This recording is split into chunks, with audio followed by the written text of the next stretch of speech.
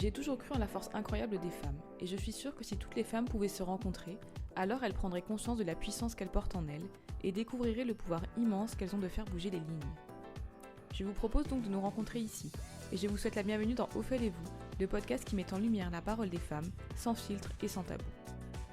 Je m'appelle Ophélie, je suis maman de 3 enfants et votre hôte. J'adore parler, mais surtout écouter et découvrir vos histoires. Dans cette première saison, nous parlerons de l'ambivalence qui nous traverse souvent quand on devient mère. Nous parlerons de toutes celles qui jonglent entre la maternité et leur carrière.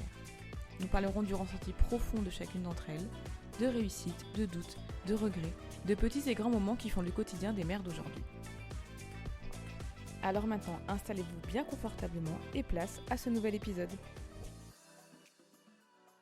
Camilla, je voudrais savoir si tu pouvais commencer par te présenter, s'il te plaît, pour les personnes qui ne te connaissent pas. Bien sûr. Alors, je m'appelle Camilla, j'ai 28 ans. Je suis mariée depuis 6 ans maintenant. Je suis maman de 3 enfants et actuellement, je suis étudiante en 4e année de médecine. Super, merci beaucoup. Du coup, étudiante, il me semble, alors j'ai acheté ton petit e-book Ok, début de semaine que j'ai merci. parcouru, du coup qui est super intéressant. Je le recommande d'ailleurs aux personnes qui nous écouteront. Merci beaucoup. Il me semble qu'avant médecine, tu avais eu un autre parcours universitaire, c'est ça? Exactement. Alors, en fait, mon parcours, c'est un peu des vagues, si je puis dire, parce que quand j'ai eu mon bac S en 2014, je voulais faire médecine, donc je me suis dirigée directement en médecine. Et la première année, en fait, ça a été une catastrophe. J'ai vraiment eu des mauvais résultats au concours. Donc, j'ai voulu retenter, mais pour des raisons médicales, j'ai pas pu aller au bout. Donc, entre-temps, j'ai rencontré celui qui va devenir mon futur mari, enfin mon mari, pardon. Et sachant que moi, de base, je suis arabe. Donc, quand je le rencontre, je décide de déménager en Île-de-France et de me réorienter dans autre chose puisqu'on peut plus faire, je peux plus faire médecine. Donc, je vais aller en droit. Et la première année de droit va vraiment très très bien se passer et puis j'aime beaucoup tout ce que j'apprends. Donc, quand je valide la première, je rentre en deuxième année de droit et en deuxième année de droit, je tombe enceinte de ma première fille. Mhm. Donc, quand je tombe enceinte de ma première fille, ma première réaction, c'est d'abord de vouloir un peu tout arrêter parce que je considère que les études et la grossesse et la maternité aussi ne sont pas compatibles. Et là, j'ai le soutien de ma mère qui m'explique que tant que je le sens, tant que je suis capable physiquement, elle me dit d'aller au bout de mes études, en tout cas de tenter les examens et de ne pas m'arrêter en plein chemin. Et si ça se passe bien, bah, tant mieux. Et c'est ce que je vais faire. Je vais valider mon année au rattrapage, mais je vais la valider.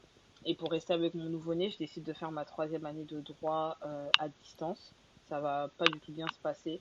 Et au final, je vais devoir redoubler parce que j'ai pas rendu un devoir à l'heure. Donc, bon, bah voilà, les problèmes de l'organisation. Donc, je vais rentrer en 3e année encore une fois, mais cette fois en présentiel dans mon ancienne fac. Et là, ça va bien se passer. Le premier semestre, je vais le valider, donc sans souci. Et au cours du second semestre, je vais tomber enceinte de ma deuxième fille. Donc, pareil, je me dis, bah, si je l'ai fait une fois, je vais le refaire et je valide donc cette 3e année-là, enceinte de ma deuxième fille, au rattrapage aussi, mais je la valide. Ok, donc là, tu as quel âge quand tu es en troisième année de droit? Alors, c'était en 2020. Ok, Je suis 97, donc j'avais 23 ans. tu avais 23 ans. Et la grossesse, du coup, ces grossesses, c'était des grossesses voulues? C'était quelque chose que vous vouliez avec votre mari, dont vous aviez discuté? Est-ce que ça a été une surprise de la nature? Comment ça s'est passé? C'est un peu les deux parce que dès le départ, il faut dire qu'on en a déjà discuté forcément. Kevin, quand je le rencontre, vraiment 2 mois plus tard, il me dit toi, dans 2 ans, t'es enceinte. Ah, d'accord. Faut savoir que, ouais, voilà, c'est vraiment comme ça Ok. et ça faisait vraiment 2 mois. Et je me rappelle lui dire que je suis jeune étudiante en médecine. À ce moment-là, j'avais pas encore arrêté. Et donc, je lui dis, mais il est fou. Dans 2 ans, je suis encore dans les études, donc il est impossible que je tombe enceinte à ce moment-là. Lui, excuse-moi, Et Camilla, il a le même âge oui, que toi? il a 4 ans de plus que moi. Et lui, il était dans la vie active ou il était étudiant? Étudiant aussi. Ah, Il était ok. dans sa dernière. Oui, c'est ça. Quand je le rencontre en 2016, il est en train de passer son bac pro. Et après, pendant les 2 ans, donc avant qu'on ait notre première fille, il a fait son BTS. Ok. Donc, quand je tombe enceinte, il est dans sa dernière année de BTS. Quand Ok, moi, je donc suis vous en deuxième étiez année. deux étudiants Totalement. et vous alliez devenir parents tous les deux. Ok. Exactement. Je me rappelle être enceinte et être en train de lui faire réviser ses cours parce que je lui dis, en fait, on dépend, là, tout est sur toi parce que quand tu vas avoir ton BTS, c'est l'entreprise dans laquelle il a fait son alternance, il avait un CDI à la clé. Donc je Mhm. lui dis en fait, t'as pas le choix. Il faut que tu aies ton BTS parce que pour élever un enfant, il faut qu'au moins un des deux ait un CDI et un revenu assez stable. Et donc, c'est comme ça qu'on s'est lancé dedans. Et quand on a notre fille, en fait, moi, je sors d'une opération, j'ai eu une myomectomie. Pour ceux qui ne savent pas ce que c'est les fibromes utérins qui sont des sortes de tumeurs, mais qui ne sont pas cancéreuses, mais ce sont des tumeurs dans l'utérus des femmes. Et moi, à 18 ans, j'en ai un assez gros, je crois qu'il fait 10 centimètres de diamètre, donc vraiment, on me dit une espèce de grosse orange, non, pamplemousse, pardon, qu'on Ouais, c'est qu'on un peu me plus dit. gros. Ouais. C'est ça, exactement. Et donc, on m'opère. Quand on m'opère, on m'explique que voilà, tout s'est bien passé. Mais comme on a fait un acte au niveau de mon utérus, voilà, le bébé, ça sera pas pour tout de suite. Mm. Donc, tant Oui, mieux. évidemment. Je n'ai que 18 ans, c'était pas du tout dans mes projets à l'époque. Et donc, je sors de cette opération, je suis directement sous contraceptif. Et à un moment donné, je lui dis à Kevin, bah, je vais devoir arrêter parce que la pilule, ça ne me convient pas. Et je vais devoir changer. Et avant de changer, je voudrais faire une pause afin que mon corps récupère un peu au niveau des hormones. Et de toutes les façons, j'ai été opérée de l'utérus il y a 1 an et demi. Je sais que les femmes mettent en moyenne, j'avais lu 6 7 mois à tomber enceinte. Ça va pas nous tomber dessus. Ça va le faire. Euh, c'est ça. 4 semaines plus tard, j'apprenais que j'étais enceinte. Eh Donc ouais, voilà. Je sais pas comment j'ai eu cette idée farfelue, mais voilà. Donc quand le bébé arrive, effectivement, on peut pas dire qu'il était prévu, mais en même temps, à partir du moment où on a des rapports sans protection, on peut pas non plus dire que c'est pas prévu. Donc j'ai compris. voilà, on est un peu entre les deux. Et après, c'est la question, moi, elle ne s'est pas posée si je le gardais ou pas, parce que quand je l'annonce à Kevin, il est tellement heureux que tous mes doutes en fait se dissipent à ce moment-là. Parce que moi, au début, quand j'apprends que je suis enceinte, je suis toute seule, je suis chez ma cousine. Je me rappelle être en voiture, faire 30 minutes de route pour rentrer chez moi et me dire mais comment je vais pouvoir dire ça? Je sais pas, il est étudiant, je suis étudiante, on n'a pas de situation plutôt stable. Donc voilà. Et quand j'arrive, il en a les larmes aux yeux. Et je me dis, mais il est fou, en fait, il est vraiment fou. Mais sa joie est communicative, donc je me sens tout de suite épaulée, accompagnée, de me dire que je vais pas le traverser seule. Et donc, au final, comme je disais, la question ne se pose pas, je vais garder mon bébé et puis on va affronter ça ensemble. Ok, très belle histoire. Merci. L'amour a vaincu toutes ses peurs en fait, a C'est balayé ça, d'un coup. C'est sûr que c'est une histoire qui se vit à deux, donc il faut exactement. que du coup l'enthousiasme qu'il a eu quand il l'a appris a pris le dessus sur les peurs et les angoisses. C'est ça. Ça aurait pas été le cas, je pense pas que je serais là en train de raconter l'histoire de maman étudiante avec quelqu'un qui ne m'accompagne pas dans cette aventure qui est très compliquée, faut le dire. La maternité, sans revenu stable, en étant étudiante, faut quand même réviser, faut aller aux examens, Mm. aux TD qui sont quand même obligatoires. Donc, toute seule, moi, euh, moi, me connaissant, je pense pas que je serais allée au bout de cette histoire. D'accord. Au point de vue familial, tu avais quoi comme repère dans ta famille? Tu avais plutôt des femmes, ta maman, tes tantes, tes cousines si t'en as des plus âgées, en tout cas de repères féminins. C'était plutôt des femmes qui travaillaient, des femmes qui étaient au foyer, qui avaient des enfants, pas d'enfants. Quel repère tu avais toi de ce côté-là? Alors, Quel moi, de ce exemple, hein, côté-là, je veux dire, parce que c'est pas ouais, forcément des repères, tu as pu peut-être t'en je prendre comprends. d'autres, mais en tout cas, quel exemple tu avais toi? Que des femmes qui travaillent. Que Ok. des femmes qui travaillent, que des femmes très battantes, que des femmes qui n'ont jamais voulu dépendre finalement d'un homme. Et de toutes les façons, j'ai aussi d'autres contre-exemples de femmes qui n'ont pas voulu travailler. Et finalement, dans tous les cas, malheureusement pour moi, dans tous les cas, ça s'est malheureusement retourné contre elles. Donc, dès le départ, je sais qu'il faut que je sois indépendante financièrement. Ma mère ne me lâche pas, mais ma grand-mère ne me lâche pas autour de ça. Donc, je suis là en train de me dire, ok, je peux pas abandonner. Donc, quand ma mère me dit, il faut que j'aille jusqu'au bout, je l'entends. Et à côté de ça, elles ont toutes on est vraiment ce qu'on appelle une famille nombreuse. Bon, ma mère, elle a que 3 enfants, mais ma grand-mère en a 8. Hmm. Mes tantes en a 3 ou 4. Il y a très peu de personnes qui n'en ont que 2. Donc, je me dis, bon, bah, je commence un peu plus tôt que la moyenne. J'avais 20 ans quand je suis tombée enceinte et 21 quand j'ai accouché. Mais ça fera partie de mon histoire. Comment ça a été pris par... Alors ta maman, tu m'as dit qu'elle t'a soutenue dès le début, tu me l'as dit Oui, au début, et comment ça a été c'est pris ça. par les autres membres de ta famille et tes copines? Alors moi, je crois que je ne l'annonce pas tout de suite à mes copines. D'ailleurs, à l'époque, je suis pas forcément 2018. Ok, j'ai pas forcément énormément de copines, sachant que j'ai déménagé de Reims. Donc quand je viens en Île-de-France, je dois refaire un cercle social. Donc à ce moment-là, j'ai pas vraiment de copines proches, à part Mm. les copines de la fac, mais on n'est pas suffisamment proches pour que je leur dise que je suis enceinte. Donc à la fac, par exemple, personne ne le savait, à part la directrice et quelques profs à qui je faisais confiance qui m'ont aussi bien aidé de ce côté-là. Et sinon, dans ma famille, la première personne à qui je le dis, forcément, c'est ma mère. Je me rappelle être très très mal à l'aise de lui dire ça parce que on est quand même élevé dans un certain cadre et dans une certaine règle de faire les choses. Et je comprends très bien que faire des enfants tant que je ne suis ni mariée, sans travail, c'est pas forcément le modèle qu'on m'a présenté quand j'étais enfant et c'est pas forcément ce à quoi mes parents s'attendaient. Ma mère, sur le coup, je me rappelle, elle me répond, quand je lui envoie le message, elle me répond je te reviens. Voilà, c'est un truc comme ça, elle me répond je te reviens. Et après, je crois même pas une heure plus tard, elle revient et elle me dit toi, comment tu te sens? Je dis moi, ça va, un peu bousculée par la nouvelle, mais ça va. Elle me dit d'accord, moi de toutes les façons, tu as mon soutien inconditionnel, ton bébé, tu l'auras, t'inquiète pas, et tu finiras ton année, tu auras ton année. Donc voilà, je suis vraiment galvanisée par ce côté-là. Quand je l'annonce à mon père, il n'a pas forcément de réaction. Je crois que son message, sa réponse, c'était quelque chose d'assez froid. C'est noté, quelque chose comme ça. Ah, ok. Ouais, voilà, c'est vraiment ok. J'aurais pu lui annoncer que je venais d'acheter un paquet de gâteaux, ça aurait été la même chose. Et Peut-être on par court pudeur après. aussi, hein. Je pense aussi. Je Mm. pense aussi. Et je pense qu'il savait que même s'il n'était pas d'accord, je serais allée au bout de ma grossesse. Donc en vérité, c'est ce ok. En gros, fais comme tu le veux, de toutes les Mm. façons.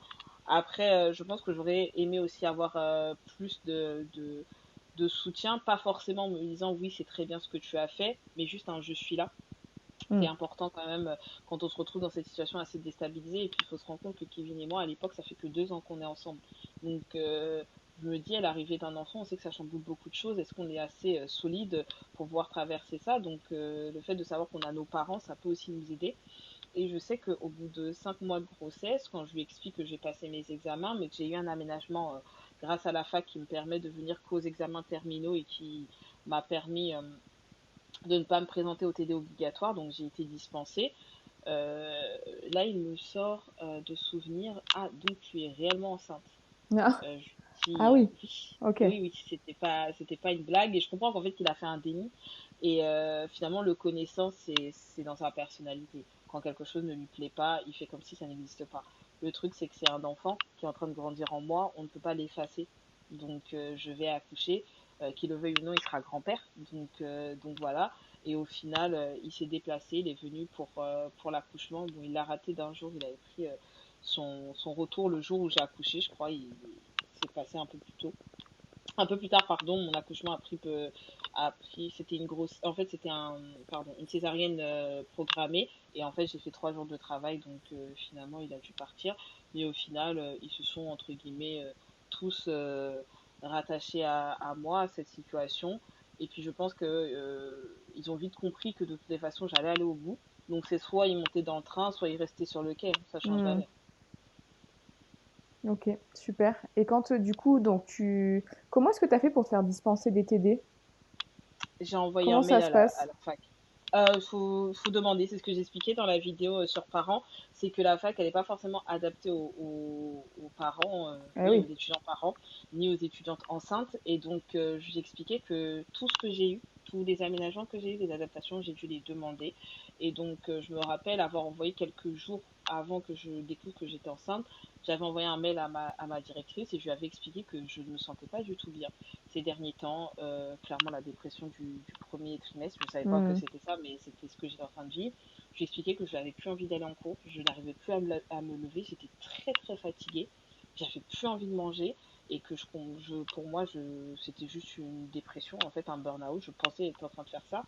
Donc, je lui avais envoyé un mail pour qu'on puisse en discuter. Je voulais être transférée dans une autre fac, plus près de chez moi, parce qu'elle était quand même assez loin, et sûrement changer de droit et pouvoir faire, à l'époque, il y avait une passerelle Alterpaces qui nous permettait de passer d'un système, en tout cas d'une formation à une autre, en tout cas pour aller en PACES. Et je me rappelle lui en avoir parlé. Et quand quelques jours après, j'apprends que je suis enceinte, je lui explique que finalement mon état d'esprit et ma situation, ma condition physique actuelle est liée au fait que je sois enceinte. La fatigue, le fait de rien avoir envie de faire, de ne rien manger de la journée. Donc, quand elle apprend la nouvelle, elle me demande quand même de venir pour qu'on puisse se rencontrer. Là, quand je lui explique tout, je suis désolée, je suis émue quand j'en parle parce que ma directrice est décédée, mais je garde un souvenir impérissable parce qu'elle m'a tout de suite proposé l'aménagement. Elle m'a dit, ok, tu feras plus les TD, tu feras plus les cours ou quoi que ce soit. Tu viendras que pendant les examens. C'est tout ce qu'on va te demander. Donc reste chez toi, repose-toi, révise comme tu peux et tu viendras aux examens. Donc voilà. Parce que ça a été une belle personne sur ton chemin qui t'a aussi aidé dans ce parcours. Totalement. Mm. Totalement. En fait, comme une La espèce de vie est faite lueur de d'espoir. rencontres, hein. Totalement, Mm. totalement. Et j'ai eu beaucoup de chance. Ouais. J'en ai eu de très très belles. Et je pense que c'est grâce à ça aussi que je suis là. C'est que sur mon parcours, j'ai été énormément aidée, soutenue, épaulée. Je me rappelle, j'ai une prof qui n'a pas arrêté de me dire Camilla, ne t'inquiète pas, tout va bien se passer. Tu es enceinte, tu n'es pas plus bête. Donc viens Mm. aux examens, fais ce que tu peux. Et à chaque fois, ça s'est bien passé pour moi. Bravo. Du coup, tu as Merci. ta première petite fille qui arrive. C'est ça, c'est une fille, hein? C'est 2 filles, un C'est garçon, il me ça, semble. c'est ça, exactement. Bravo. Moi, j'ai fait 3 garçons, j'ai pas réussi à faire la fille. Ah, Non, j'adore mes petits gars. Mais ouais, c'est très euh, bien. du coup, tu as eu ta première petite fille qui arrive C'est ça. quand tu es encore étudiante en droit. C'est ça. Tu accouches quel mois?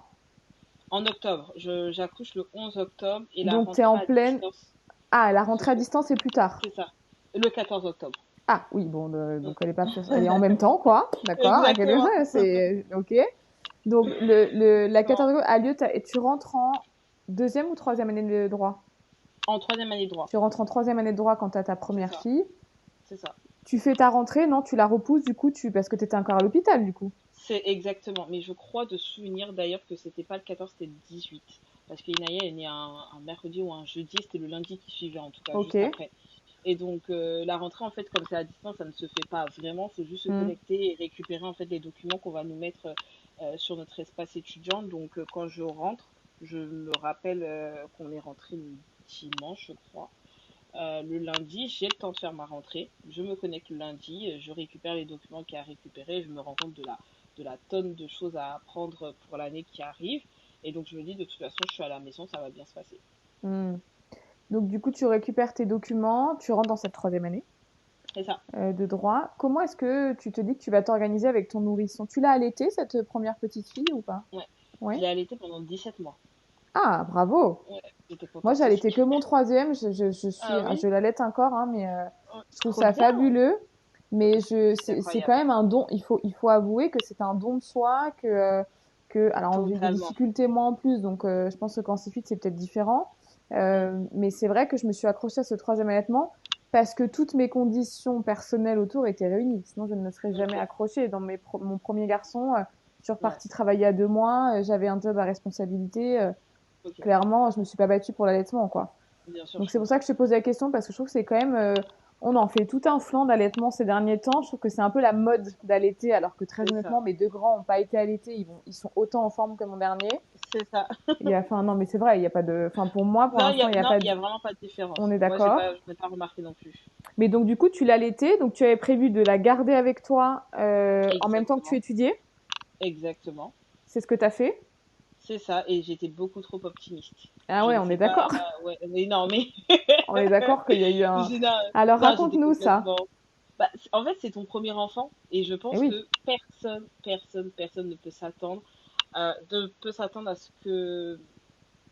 euh, à la Personne ne charge. peut s'attendre au tsunami qu'est Ouais. la maternité. En Hmm. fait, ça te bouleverse autant physiquement que psychologiquement. Alors, à quel moment tu as pour étudier?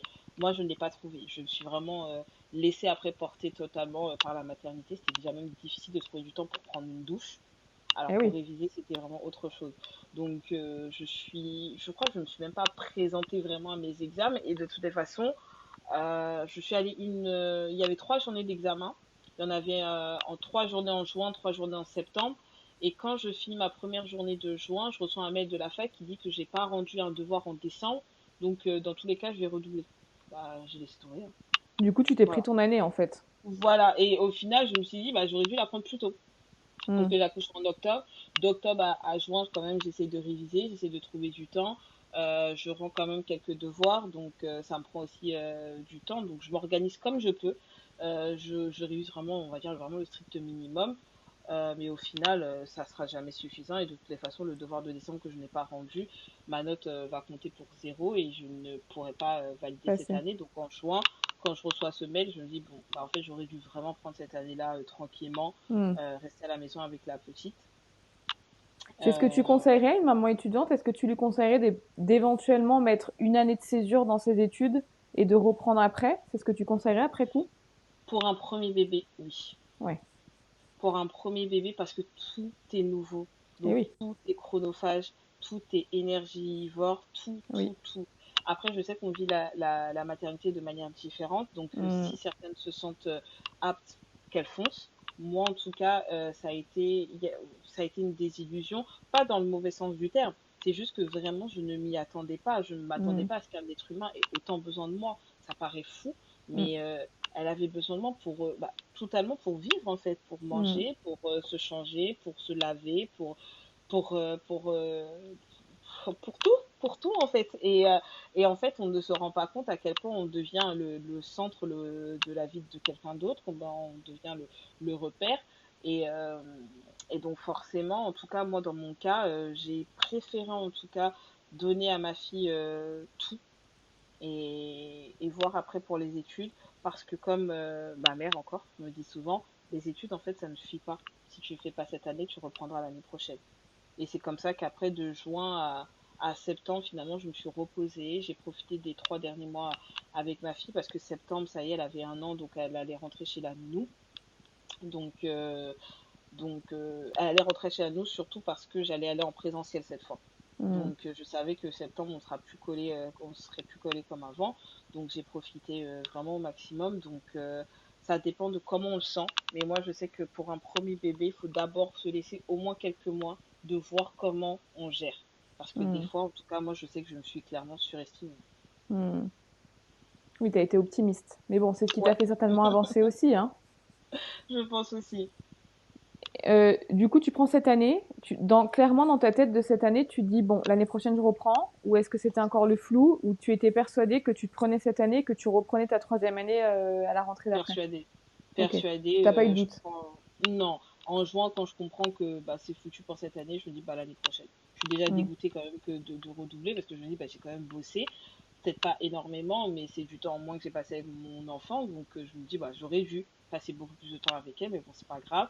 Donc cette fois, je serai en présentiel et là, je bosserai à fond. Donc je sais qu'en septembre, je vais aller en présentiel. Je crois que je commence déjà à envoyer des mails dès juin. Je crois dès que je Hmm. comprends que je redouble, j'envoie des mails à mon ancienne fac pour leur expliquer que je voudrais revenir et je passe par on va dire, on me laisse, même si les inscriptions sont terminées, je crois, on me permet de me réinscrire parce qu'on connaît ma situation, on sait que j'ai eu un enfant entre-temps. Je pense qu'on trouve aussi assez courageux que je revienne 1 an après reprendre des études, la troisième année de droit. Donc voilà, on me dit il n'y a vraiment pas de problème et puis je suis inscrite et puis j'ai hâte aussi parce que faut dire que j'aime l'école, j'aime travailler, j'aime apprendre et puis c'était l'année du diplôme. Donc Hmm. mes parents aussi ils comptent beaucoup parce qu'ils m'expliquent qu'un diplôme c'est important dans une vie. Pas forcément parce qu'on va travailler avec, mais c'est quelque chose qu'on ne pourra pas m'enlever. Et je Hmm. me dis oui, ma situation est un peu précaire, un peu compliquée. Avec un diplôme de droit, je pourrais toujours postuler à un travail ou un autre et pouvoir, même si je ne vais pas au bout, en fait, si je ne deviens pas avocate, si je ne fais pas juriste ou autre, la licence de droit pourra quand même ouvrir quelques portes. C'est quel métier que tu visais avec le droit? Tu voulais faire quoi à la base? Au Tu début, voulais passer le avocate. barreau? Ouais, Ouais, avocate, clairement avocate. d'accord. Comment est-ce que vous viviez? Parce que du coup, cette première année, on est d'accord que vous deux, vous étiez étudiants ou lui, ça y est, il était rentré dans la vie active en septembre? Non, ouais, lui, septembre, il est rentré dans la vie active. Ok. Comment est-ce que vous Et avez vécu sur cette première année? C'était uniquement son salaire? Est-ce que vous aviez des... Alors, il y en a plein dans ton e-book, hein. Du coup, je l'ai lu, ton oui, e-book, donc mm, j'ai vu mm, toutes les aides que tu avais mises. Est-ce qu'on peut en reparler un petit peu? Est-ce que cette première année, tu avais bien déjà sûr. découvert toutes ces aides? Ou est-ce que... Non. voilà, comment est-ce que vous avez vécu cette première année, du coup? Parce que là, tu es Alors hyper là, calé, hein. J'ai lu des trucs que je n'avais jamais oui, entendu, dont j'avais jamais entendu parler dans ton e-book. Donc, donc mais je me doute que finalement, ça a ouais. dû être un long chemin. Exactement. Alors la première année, donc la petite naît en octobre, et quand elle naît, Kevin est déjà en CDI depuis septembre. Ok, Donc ça, c'est cool. Donc il est déjà en CDI, son salaire a déjà augmenté, je ne me rappellerai plus trop, mais je sais ouais. que il gagne déjà un peu plus. Je sais qu'avant, en tout cas, c'était 1 400 € parce qu'il était en alternance. Mhm. Et donc là, avec son CDI, il devient assistant chef de chantier, il gagne un peu plus. Donc là, c'est déjà beaucoup mieux. On a des aides aussi de la CAF. À l'époque, la CAF prenait des revenus d'il y a 2 ans pour pouvoir Oui, donner certaines, voilà, pouvoir donner d'accord, oui. certaines aides. Donc ça aussi, ça nous avait beaucoup aidé. Et à l'époque, quand on a eu du coup notre deuxième enfant, on prenait les revenus d'il y a 3 mois. Donc ça avait changé entre-temps. Donc Ouais. là, les aides n'étaient plus les mêmes. Mais il y a 2 ans, en fait, on était tous les deux étudiants, on ne gagnait pas grand-chose et l'alternance, ça ne se déclare pas comme un salaire. Enfin, il y Mhm. avait une espèce de grille en tout cas. Donc ça nous permettait d'avoir des aides assez correctes. Donc voilà, on vivait sur un salaire et sur les aides. Est-ce que, c'est une question que je me pose, hein, Bien sûr. est-ce que toi, parce que tu as quand même eu des modèles de femmes très indépendantes et notamment financièrement et matériellement, de ce que tu me disais, tu as eu peur à un moment de dépendre de ton conjoint? Ça t'a fait peur ou Ah, est-ce que ça a été fluide entre vous et ça a toujours été une discussion ou est-ce que c'est quelque chose qui t'a pu te faire peur? moi, c'est quelque chose qui m'a toujours fait peur et c'est quelque chose qui me fait peur encore aujourd'hui parce que comme l'une de mes dernières publications que j'ai mis sur Instagram, c'est que on peut pas compter sur un être humain à 100%. Oui. Je pars du principe que tout peut arriver et que c'est pas forcément volontaire, mais demain, je touche du bois, il lui arrive quelque chose, je dépends à 100% de lui, je devrais tout refaire en fait. Donc forcément, dépendre de quelqu'un, c'est assez compliqué. Après, avec Kevin, il n'y a jamais eu de c'est mon argent. Il n'y a jamais eu de tu veux payer quoi. Il n'y a jamais eu de violence économique, ou même de violence en général, mais je parle encore plus d'économique. Il n'y a jamais eu de, de, de discussions compliquées autour de l'argent. Ça a toujours été l'argent du foyer. Il m'a toujours fait confiance pour la gestion. D'ailleurs, c'est moi qui gère le budget, tout ça. Pourtant, je gagne le moins. Ça me Mhm. fait assez rire. Et je lui avais dit, moi je lui avais proposé d'ailleurs même quand on s'est marié, je lui ai dit aujourd'hui c'est toi qui as beaucoup de patrimoine, on va se marier, est-ce que tu préfères pas faire un contrat de mariage pour une séparation de biens, pour que tu puisses protéger toi aussi tout ça? Et il m'a dit non, il m'a dit on est mariés, c'est notre argent à nous, moi il n'y a pas de problème. Donc au début j'avais du mal, jusqu'au moment où on s'est mariés. Donc on s'est mariés, ça faisait 3 ans qu'on était ensemble, on avait déjà Inaya. À partir du moment où on s'est marié, je me suis sentie beaucoup plus légitime à pouvoir Beaucoup. Mhm. dépenser cet argent-là parce que c'était l'argent du foyer. On était en communauté de biens, donc son argent était mon argent. Et je lui dis souvent, tu sais, quand je te lève pour aller gagner 1 euro, j'ai 50 centimes dessus. Donc finalement, Mhm. j'étais j'étais beaucoup moins mal à l'aise que quand j'étais juste la petite copine. Donc, mais ça a été quelque chose d'assez fluide. Ça a été dans la continuité de quelque chose dont on avait beaucoup parlé au départ. Moi, je sais que, comme on dit, l'argent, c'est le nerf de la guerre. Je n'ai pas de revenus. Toi, tu as ton CDI, tu commences à en avoir. Tu as peut-être aussi des envies qu'on ne pourrait pas réaliser parce que moi, je ne travaille toujours pas. Mais il a toujours été tellement d'un soutien indéfectible dans mes études, que ce soit dans le droit ou de la médecine, à me dire qu'au final, quand demain je gagnerai, je travaillerai, que je gagnerai un vrai salaire, ça sera aussi pour nous. Donc, ça a toujours été vraiment un travail d'équipe. Donc, à ce moment-là, ça me permet de me soulager, même si j'ai toujours cette peur-là, bah, tout simplement qu'un jour je ne puisse plus compter sur lui, comme je dis, de manière volontaire ou involontaire, que voilà, que cet équilibre soit un peu brusqué. Ouais. Je te remercie pour cette transparence parce que je trouve que Avec c'est très plaisir. bien dit et c'est joliment dit de dire qu'effectivement vous faites une équipe, mais ça reste quand même en tant que femme Bien sûr. voilà, tu te sens beaucoup plus légitime de le faire maintenant, mais ça reste comme toi quand même pour toi en tant que femme une volonté, un corps de vouloir être indépendante et de se dire que tu n'es pas obligée de compter Totalement. à 100% pour lui, Totalement. sur lui, pardon. Ouais. Totalement. Ok, Vraiment. très bien. Du coup, droit, troisième année, quatrième année ensuite. Non, Non. Après, non, tu as non. ta deuxième fille. C'est Comment ça. chronologiquement, comment est-ce que tu passes du droit et du coup et tu dis bon bah pourquoi je retournerai pas en médecine? Qu'est-ce qui s'est passé? Là, ce qui s'est passé, c'est que je me suis pris plein de refus. Et c'est pour ça que maintenant je relative beaucoup en me disant que si des portes se sont fermées, c'est que d'autres devaient s'ouvrir. Hmm. Quand j'ai ma troisième année de droit, donc je tombe enceinte de Luna en février 2020. Je suis Ça, rentrée dans ma... excuse-moi, c'est pareil, Oui, ça a été une volonté de faire deux, parce que du coup, elles étaient assez rapprochées, hein. Ça a été une exactement. volonté de les faire rapprocher? Alors, oui et non. Ouais. Ouais, Encore parce une fois. que c'est du job, hein, quand ils sont. Totalement. Faut savoir que Kevin a 7 ans d'écart avec son unique frère. Ils sont que deux, ils ont 7 ans d'écart, donc il n'a jamais eu cette fratrie rapprochée, joué avec. Il a toujours été le grand frère ou le second papa, donc c'est quelque chose dont il m'avait souvent parlé, du fait qu'il voulait des enfants rapprochés. Moi avec mes frères, on a tous 2 ans d'écart, donc au final, je lui ai expliqué qu'effectivement, il a dû rater quand même quelque chose, parce que nous, on a tous joué ensemble, et c'était quelque chose qu'il voulait, dont il a vraiment toujours rêvé. Et moi, à l'époque, je suis sous contraception naturelle. Je compte les jours parce que j'ai un cycle très régulier. Et je me rappelle que ça marche bien pendant 9 mois après Inaya à peu près. Et qu'est-ce qui se passe? On part en vacances et Mais finalement, attends, parce que tu allaitais encore, tu m'as dit que tu avais été 17 mois, tu avais eu ton retour de couche du coup? oui, mon retour de couche, Ok, je l'ai eu un mois après. ok. Vraiment, voilà. L'allaitement n'était pas exclusif par contre. Ah, t'étais en mix, d'accord. Ouais, non, j'étais en mix, ouais. Non, Ok. déjà, même en mix, c'était compliqué. Donc, franchement, un grand respect aux femmes qui allaitent exclusivement. Alors moi, je l'ai vécu du coup là. Et Ok, effectivement, je me dis que tirer son lait et tout, c'est une galère. Je l'ai fait, hein, d'accord. mais C'est je ça. reconnais qu'il y a un moment, j'ai dit à Lanou, bah, donnez-lui un lait artificiel de temps en temps. Oui, c'est ça. Mais Parce c'est que j'en exactement pouvais ça, en plus, fait. quoi. C'est dur, C'est hein. ça. C'est Non, mais j'ai beau, c'est beaucoup. Ouais, magnifique, mais c'est dur. c'est très, très dur. J'ai aussi beaucoup tiré mon lait. Et puis, des fois, t'es trop fatigué pour tirer Ah ton ouais, lait. c'est Donc, chiant. on C'est avait chiant. toujours une boîte de lait en poudre qui servait quand j'étais beaucoup trop fatiguée. Et Donc, que tu as envie de voilà. relais. Exactement. Donc Mm.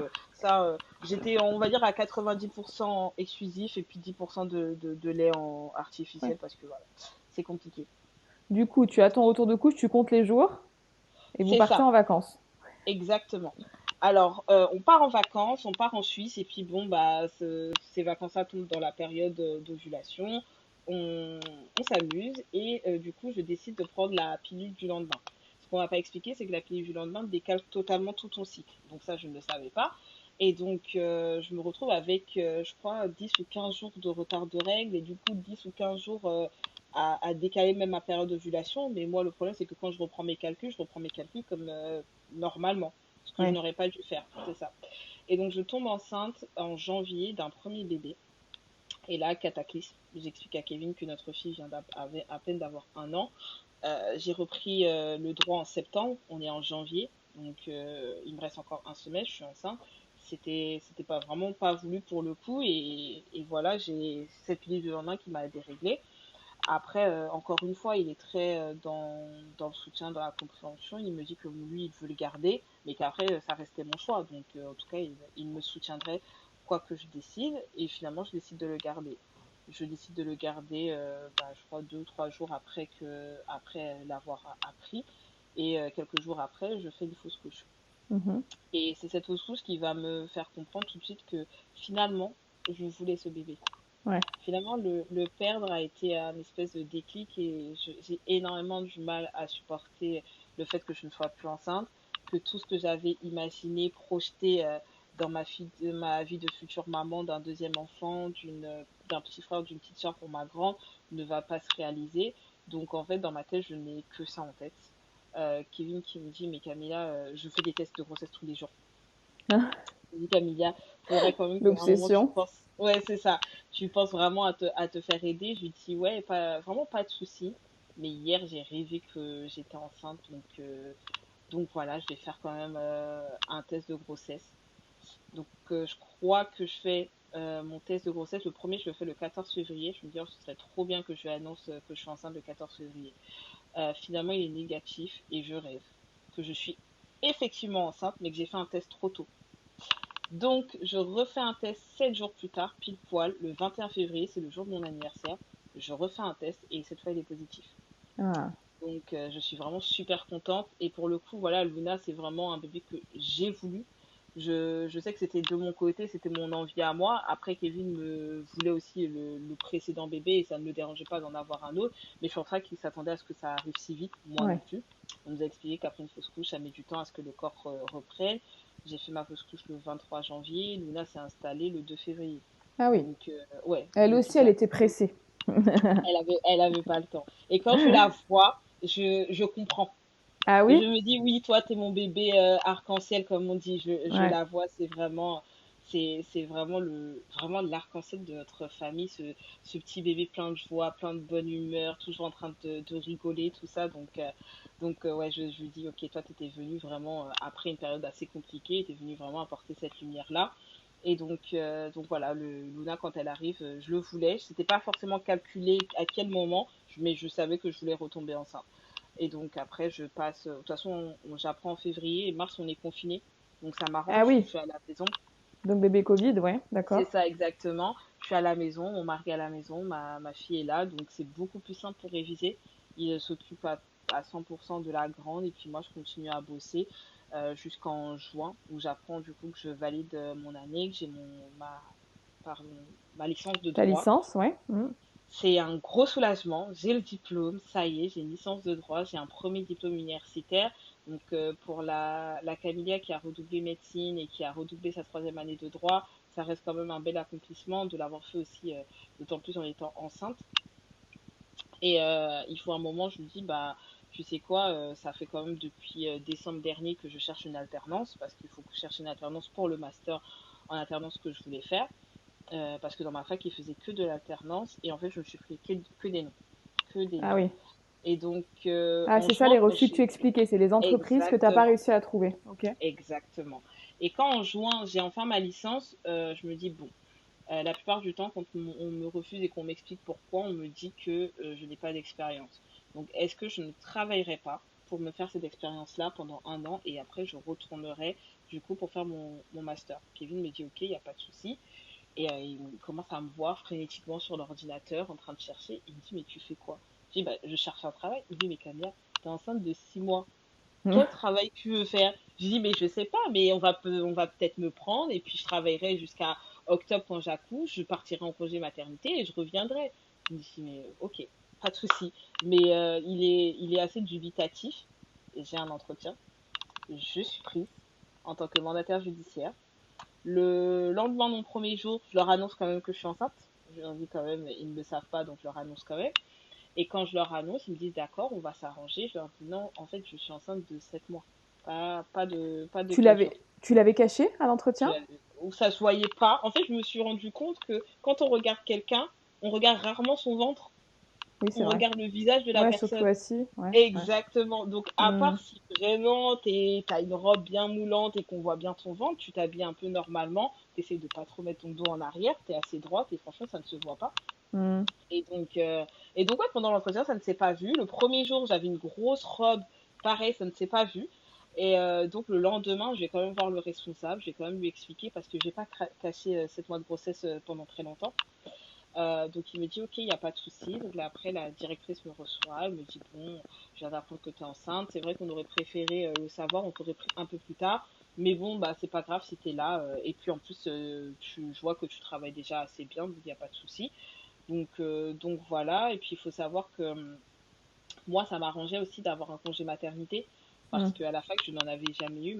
Ma première fille, quand j'ai accouché, la rentrée, c'était la semaine qui a suivi. Enfin voilà, j'ai pas eu vraiment de congé maternité.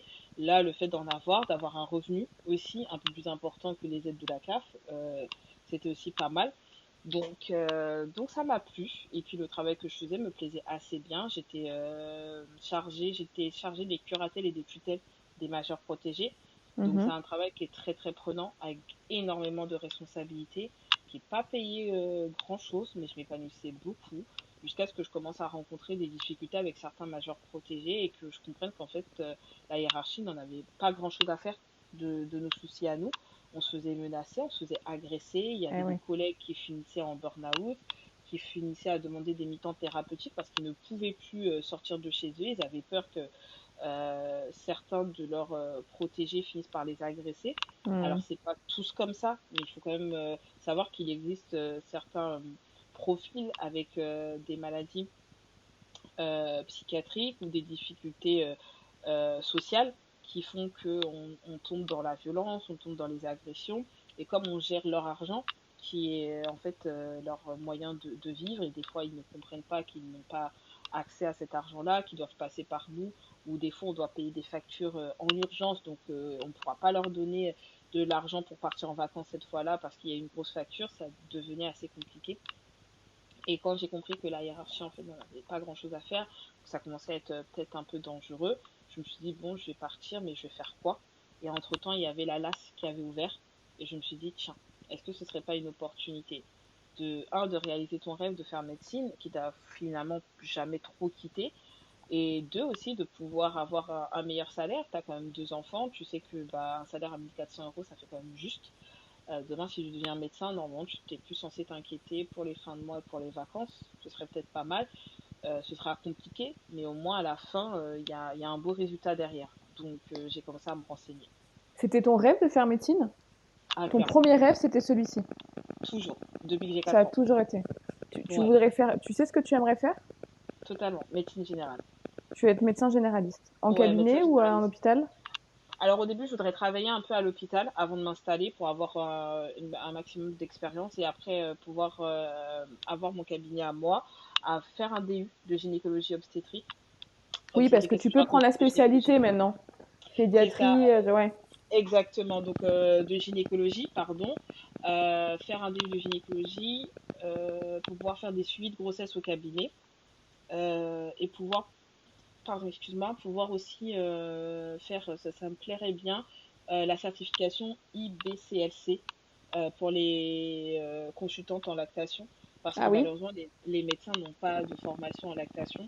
Donc, par exemple, mon très vrai. gynécologue m'a prescrit de l'amoxicilline pour une Mhm. mastite, et c'est un antibiotique qui ne va pas correctement au niveau des seins. Donc, c'est pas celui qu'on donne quand une patiente arrive avec une mastite, avec un risque en tout cas que ça se complique d'une infection.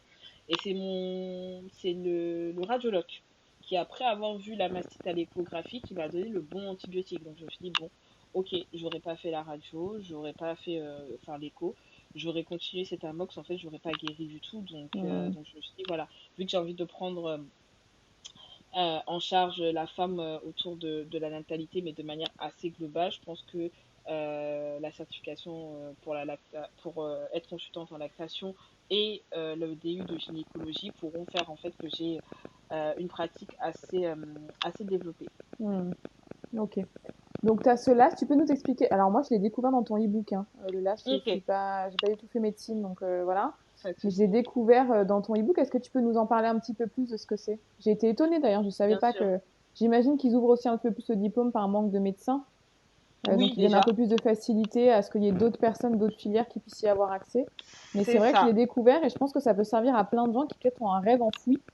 Si tu peux nous expliquer. En fait, la LAS, donc c'est la licence Accès Santé, ça a été ouvert il y a quelques années pour, entre guillemets, c'était le principe sur le papier, permettre à des profils différents de pouvoir rentrer dans des études de médecine. Le numerus clausus, qui était le nombre limité d'étudiants pour passer en deuxième année, était censé disparaître pour pouvoir permettre à plus d'étudiants de rentrer en deuxième année, donc Mhm. au final d'avoir plus de médecins, parce qu'avant c'était centralisé, c'était l'État qui décidait le nombre d'étudiants, et là on a dit aux facs, vous décidez le nombre d'étudiants dont vous avez besoin. Euh, Ça a été aussi créé dans un souci d'éviter les redoublements un peu abusifs, parce qu'en médecine c'est un concours. Et donc, le concours, en fait, certains étudiants pouvaient finir avec la moyenne, 12, 13, 11, 10, et en fait, devaient redoubler quand même pour aller dans Oui, une parce que nouvelle dans première le, année. ils étaient pas, enfin, vu que c'est un quota, c'est que les 100 premiers, Exactement, par exemple. Et si les 100 exactement. premiers avaient entre 12 et 18, bah, finalement, ceux qui avaient 11, ils n'étaient pas pris, quoi. Exactement. Donc, pour éviter qu'ils aient à reprendre, parce que quand tu finis la première année, tu es obligé d'aller refaire une autre, hein, même si tu as eu 12, tu étais obligé d'aller redoubler. Donc, pour éviter ça, on crée la licence Accès Santé pour que tu aies ce qu'on appelle une option, on appelle ça la mineure. Donc, ton option, c'est par exemple du droit. Donc, ça veut dire que si tu finis avec 12 de moyenne et que tu n'étais pas finalement dans le classement, tu pourras te réorienter en deuxième année de droit et continuer ton parcours de droit. Ah, ok. C'est exactement ça. Ah, j'avais pas Mm. compris ça. C'est Ok, ça. donc toi, Et la vu que tu as passe, fait ta c'est pareil. première année de médecine et que tu ne l'as pas eu, t'as eu le droit à ce LAS, mais c'est que dans le cas où tu as déjà fait une première année alors. Non, pas forcément. Tu peux aussi venir dès la première année. Ah, donc du coup, Quand- parce que du coup, j'ai vu que c'était 10-90, que du coup, tu avais 10% de médecine et 90% de la spécialité que tu choisis. Ex- Exactement. Mais en Donc gros, ça, c'est pour les étudiants qui ne savent pas trop. On va dire ça j'ai comme ça. compris. En fait, généralement, ils veulent tous faire médecine. On veut tous faire médecine, donc on se choisit soit LAS, soit passe. Après, ça dépend de Parcoursup qui nous classe, qui nous met soit en passe, soit en LAS. Mais on peut faire soit dès la première année, soit après se réorienter. Pour la réorientation, c'est mieux de faire une LAS parce que généralement, on peut prendre des matières qu'on connaît déjà. Donc, par exemple, je sais pas moi, le droit. L'éco-droit, ouais. Voilà, exactement. Si tu en as déjà fait un peu, tu peux venir ici et 90%, ça sera de l'éco-droit. Donc, finalement, ça te facilite, toi, la tâche et tu fais ta petite partie qui est la médecine, qui est la mineure. Mais du coup, donc passe, c'est quand tu es en plénière médecine que tu fais 90% de médecine et 10% d'autres matières. J'ai lu C'est ça. ça, c'est ça, Alors que là, c'est 90% d'une autre matière que tu as choisie et c'est ça, 10% de médecine. c'est Et ça. tu peux être orienté vers la matière que tu as pris en équivalence. En gros, c'est C'est ça, ça, si j'ai bien exactement. compris. C'est ça, si tu finis avec la moyenne et que finalement t'es pas reçu dans le numerus clausus, tu as deux choses qui s'offrent à toi, soit aller en LAS 2 pour retenter médecine, Ouais, parce qu'on n'a que deux chances, donc retenter médecine, ou soit aller en L2 de ton option. ok. Après, ça change énormément en fonction des facs. Chaque fac a un peu sa manière de, Ah, ok. de gérer. Certaines facs te font redoubler quand même, certaines facs te font passer. Enfin voilà, tout le monde gère comme il veut. Mais voilà, sur le papier, c'était censé être comme ça. Et quel est l'intérêt de faire le... C'est PASS, l'autre qu'elle s'appelle, Ouais, c'est ça? Mais du coup, oui. quel est l'intérêt de la faire? En fait, tu as plus de place. Parce Ah, que tu as beaucoup d'accord. plus de gens. Par exemple, en Oui, en passe, fait, on c'est va comme te n'importe prendre. quel concours. Tu as le concours initial et tu as le concours Voilà. passerelle. En gros, le concours initial, tu en as beaucoup qui sont reçus et tu as un petit quota de passerelles quand même qui ont des filières, d'autres filières, quoi. Le truc, c'est que la LAS, en fait, au final, c'est exactement le même concours qu'on passe pour que les passes. Mais vous C'est êtes moins vraiment, il n'y a préparé? pas. Voilà, un peu moins. Donc, ce qui a été fait, c'est qu'on a réduit les matières à l'essentiel de la médecine. Donc, on ne fait pas des matières, en tout cas dans ma LAS, on n'a pas fait de matières que je trouve inutiles. En passe, on peut faire de la physique, par exemple. On va te demander de calculer, je sais pas moi, la révolution de la Terre autour du Soleil, peu importe. Hmm, En tant que médecin, ça ne te sert pas. Mais ça leur sert à eux à faire leur écrémage à la fin hmm, d'avoir beaucoup de connaissances à apprendre. Donc en là, ce qui est bien, et je trouve que c'est un gros avantage, c'est que tu fais vraiment des trucs utiles, des trucs qui hmm. vont te resservir. Les cours sont vraiment réduits au strict minimum, on va dire ça comme ça. Mais au final, on a après le même numerus clausus qui a jamais disparu. On l'a remplacé par le numerus apartus, mais c'est la même chose. On était une centaine dans ma LAS, on prenait que 19 personnes pour faire médecine. C'est quoi la différence avec le Apartus? En fait, c'est juste le nom qui a changé. Ah, Sinon, ok. c'est vraiment exactement la même chose, c'est le même quota. Clairement, il Ok. n'y a pas de différence. Donc toi, tu fais cette année de LAS du coup en éco-droit, j'imagine, pour te donner toutes les Même meilleures pas. en droit. Ah bon? Ils m'ont pas, non, ils m'ont pas prise. Ah non, Je ah me non. suis, T'as fait en quoi Parcoursup, alors? ouais, en rééducation et réadaptation. Donc, en gros, c'est sciences de la santé. C'est pour tous ceux qui veulent faire plus tard de podologue, ergothérapeute, psychomotricien, c'est des choses Ouais. comme ça. Le, Donc, c'est une filière qui leur, le voilà, paramédical, quoi. Voilà, c'est une filière qui leur permet d'aller dans ce sens-là. La petite option médecine, santé en tout cas, pour pouvoir faire soit médecine, soit sage-femme, soit dentaire, Dentaire, soit radio pharmacie. Ouais. et Non, radiologue pas aussi, radio. non? Ah, ok. Non, radiologue, c'est une spécialité dans la médecine. Donc ça sera médecine Ok. d'abord. Ah, ok. C'est... Ah, je savais pas. Je pensais qu'on allait Ouais. directement en radio. Ok. Non, Ok. Donc, tu fais cette année de LAS, du coup, à laquelle tu t'inscris c'est ça. avec ta deuxième fille. C'est ça. Entre-temps, tu as accouché de ta deuxième fille. On est ok. C'est ça. C'est Donc, ça. tu vois là, Tout à avec fait. deux petites filles de moins de 3 ans, peut-être même Exactement. moins de 2 ans, C'est ça. parce qu'elle est Attends, née, oui, la dernière. Luna est née, elle avait quel âge, Inaya? Luna est née quand Inaya a eu 2 ans. Elles sont nées le Ouais. même mois, donc Ah, pile bah, poil ah oui. 2 ans. Ouais, Ok, donc donc pile oui, poil donc deux deux ans. enfants de moins de 3 ans, ok. C'est ça, exactement. Mais tu te dis, je vais Euh, quand même retenter médecine. c'est ça, Je vais quand même y exactement. aller, ok. Et du coup, Exactement. t'as le concours dès le premier coup?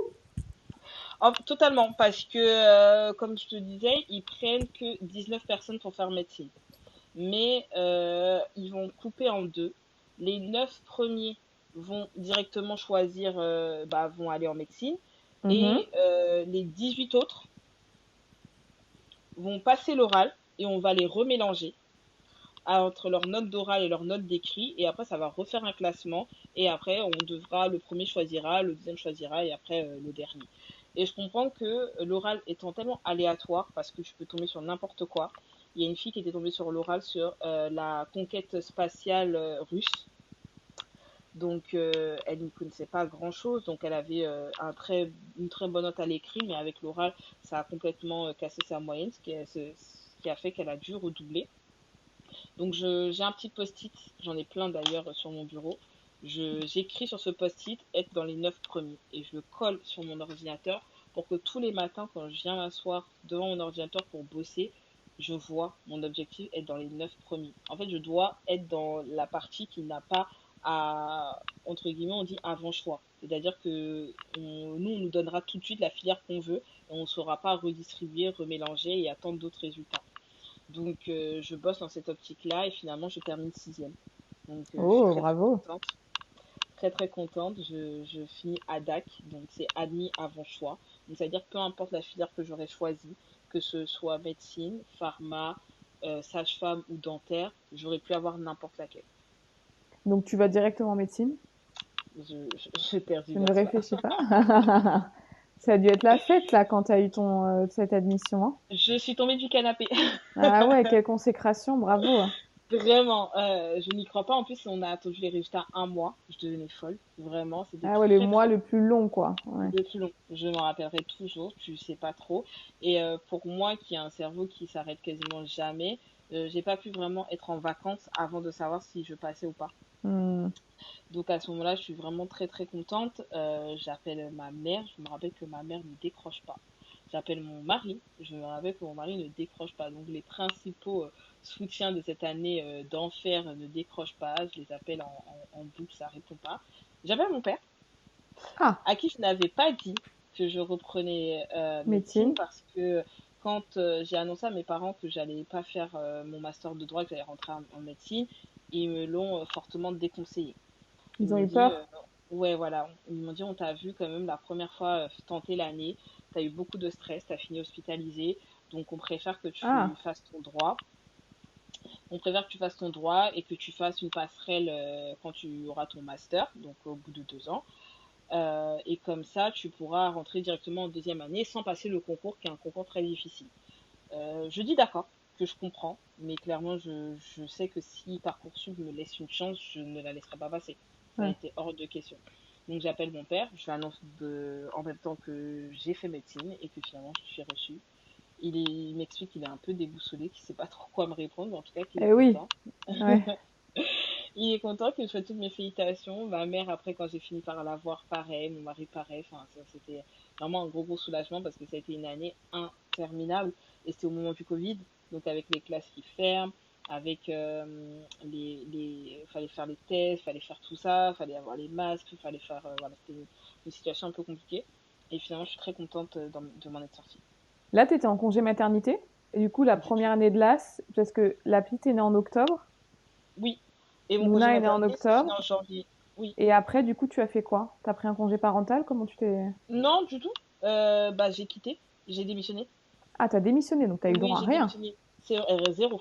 Zéro, zéro, zéro. Ils n'ont pas voulu D'ailleurs, te j'ai faire une appris. rupture conventionnelle ou... Non, ils Non. ont refusé. Et j'ai appris plus tard qu'au bout de 4 mois, j'aurais pu avoir quand même, je crois, Pôle emploi. Après 4 mois après une démission, on peut quand même demander Pôle emploi, l'ARE, je crois. Mais moi, je ne savais pas. Je me pensais qu'une démission, on n'avait rien. Donc au final, je n'ai rien eu. J'ai démissionné.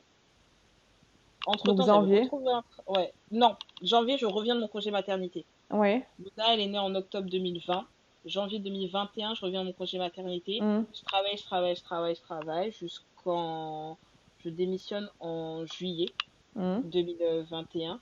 De juillet à... Ouais, c'est ça. De juillet à août, j'avais retrouvé un autre travail parce que Parcoursup, je n'ai pas été... J'étais en liste d'attente, donc je ne savais pas si j'étais prise ou pas. Donc en attendant, je me suis dit, l'autre travail, il est loin de chez moi. Et en plus, l'ambiance était devenue assez malsaine, donc j'ai démissionné. J'ai trouvé un travail pendant un mois.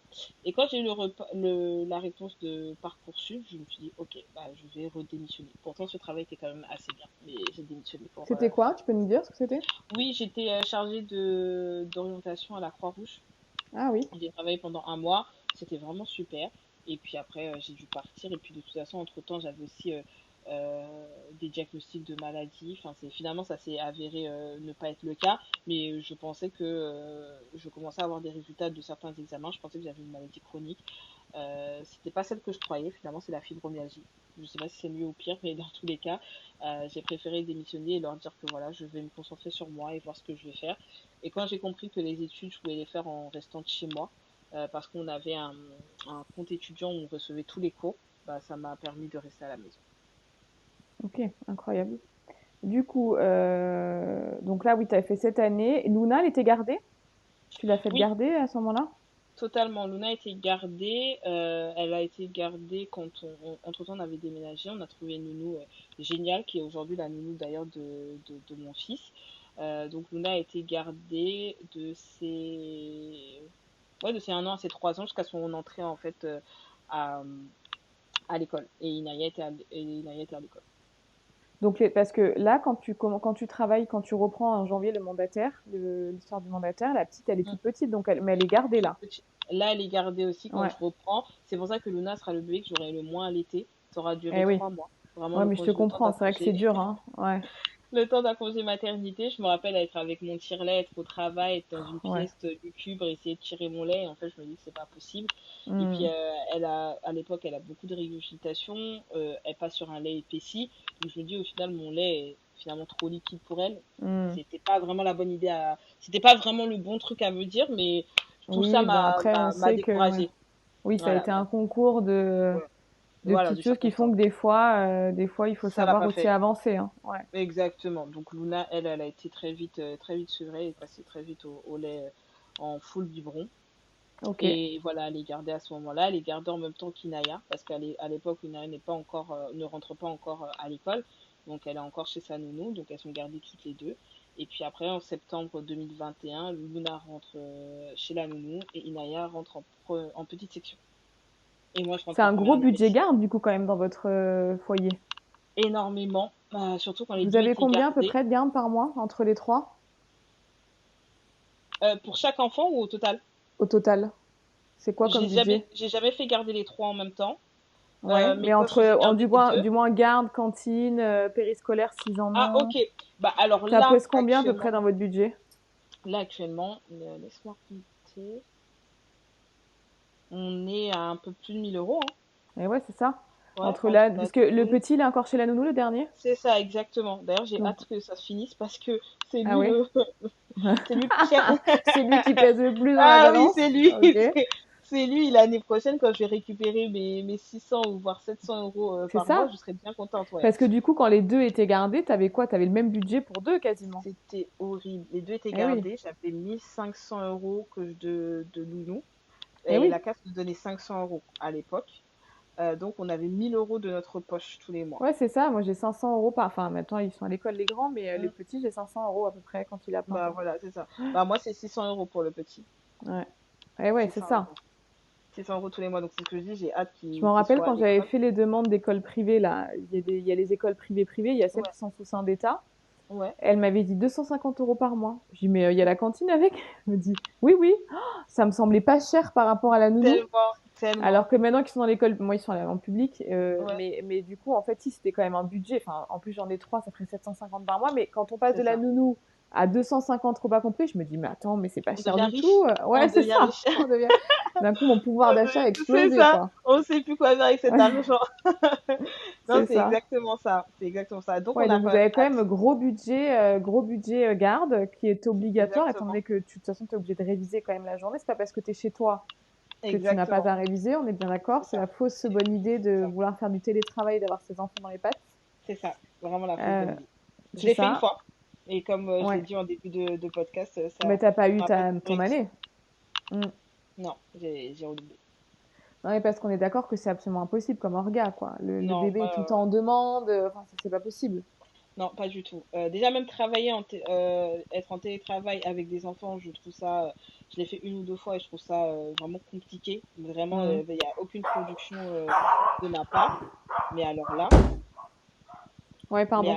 non, il n'y a pas de souci. Mais alors là, avec les révisions, ça me paraît quand même être un sport assez périlleux. Après, encore une fois, je dis, il y en a qui peuvent y arriver, mais je Ouais, pense pas que ce soit une majorité de personnes. ouais. Ok, très bien. Donc, première année de médecine, tu rentres en première année de médecine. En C'est ça. deuxième année, du coup, excuse-moi, tout se passe bien. Oui. Euh, et quand est-ce que ce petit troisième arrive? Alors, faut savoir que déjà dès la première année, Kevin me disait, oui, mais dès que tu as ton année, parce que je sais que tu vas la voir, je voudrais qu'on fasse le troisième. Encore cette idée d'enfant rapproché. Eh oui. Et moi, je me rappelle dire encore qu'il est complètement fou, parce que quand l'année se finit, je lui dis, mais tu vois l'année de fou que je viens de passer, je suis complètement claquée, je ne me vois pas me relancer dans une maternité là maintenant. Et là, il m'explique que effectivement, ça a l'air comme ça un peu périlleux comme projet, mais que quand on aura tout fait nos enfants d'un coup et qu'on aura bien souffert d'un coup, après, on sera tranquille. Donc, vaut mieux souffrir maintenant, entre Hmm. guillemets, avec des enfants tout petits et qu'on n'ait pas à se relancer dans les couches, se relancer dans des achats. Les grandes sœurs ont prêté, enfin, ont donné leur berceau, ont donné Hmm. leur table à Les langer. Enfin, voilà, poussettes, ouais. exactement, poussette. Donc, ça a été un argument qui m'a très De vite poids. convaincue. Exactement. Et là, du coup, la deuxième année, en plus, on nous la vend comme étant beaucoup plus facile que la première. Spoiler alert, ce n'est pas vrai. Ce n'est Hmm. absolument pas vrai. C'est juste qu'il y a moins la pression parce qu'on peut redoubler, il y a des rattrapages, c'est pas un concours. Mais la Hmm. deuxième année, était très très difficile. Donc Isaac est le seul bébé qu'on a vraiment calculé au jour près Hmm. parce qu'il fallait que j'ai un congé maternité pour le coup.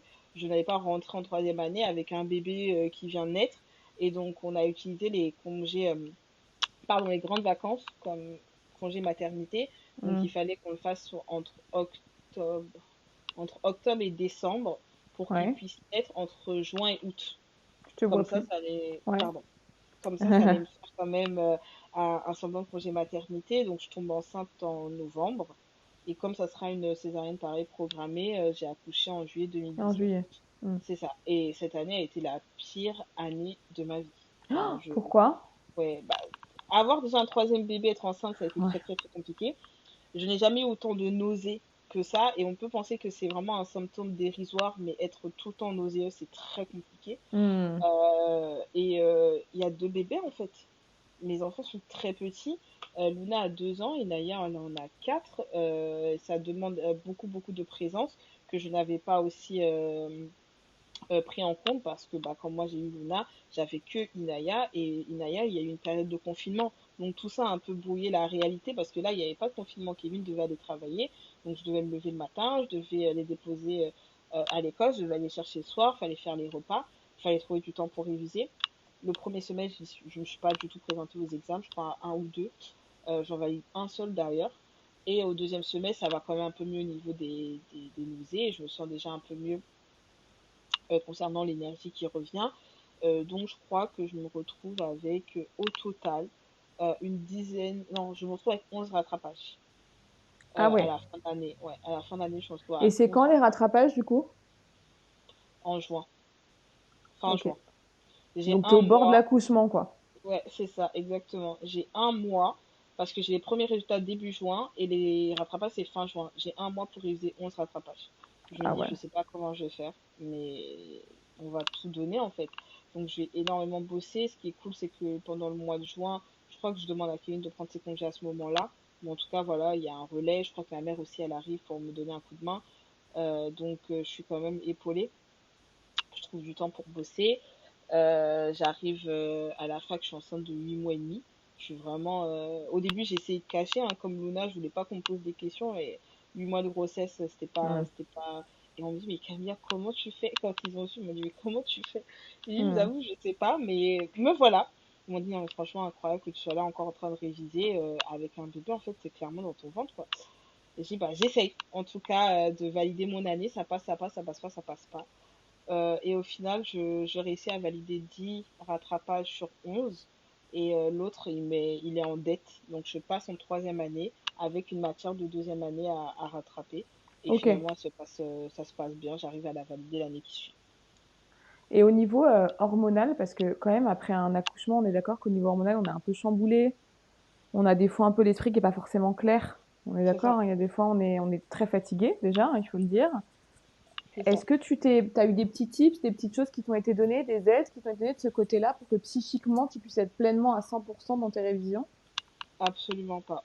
Moi, ce que Non. je faisais, c'était de te réviser au moment où je me sentais le plus en forme.